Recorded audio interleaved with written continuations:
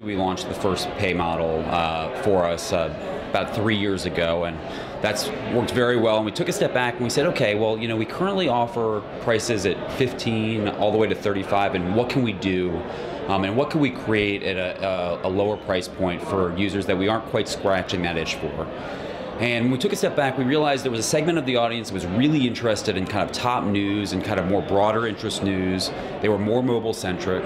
And what we wanted to do was create a product that could meet their needs. And so what we actually did from a design standpoint was, for the first time ever, we created a dedicated team of mobile editors that's headed by two-time Pulitzer winner Cliff Levy. And they're basically curating not just the Times, but outside the Times for all the news that you need to know at any given moment. And going one step further then and optimizing it for your phone, recognizing that, hey, we don't just need to put a headline, but let's make that information break out the key nuggets or pieces that you need to know, so that you can go read that full great story from the New York Times or any other source. But if you're really in a rush, you can feel like you're getting up to speed quickly. And then going one step further and recognizing that the phone's a really personal device and you're using it at different times of the day. And, once again, the morning is such a big moment for people with their phones.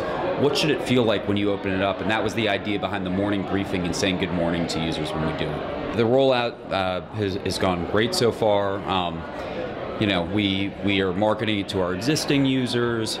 We do have, kind of marketing outside the Times to introduce it to people who maybe aren't quite as loyal. And we want to reach a broader audience than just our users.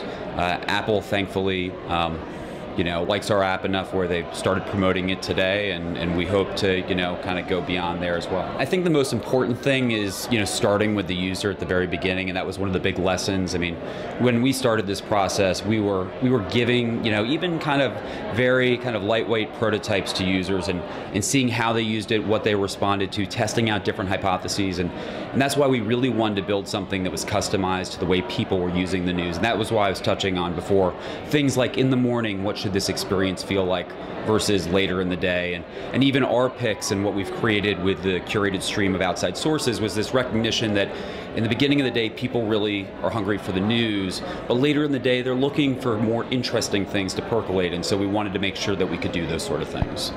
And what about consumption of video? You have video on the new app, obviously you have video on the existing app. There are bandwidth issues. How do you kind of go about how much video to surface up?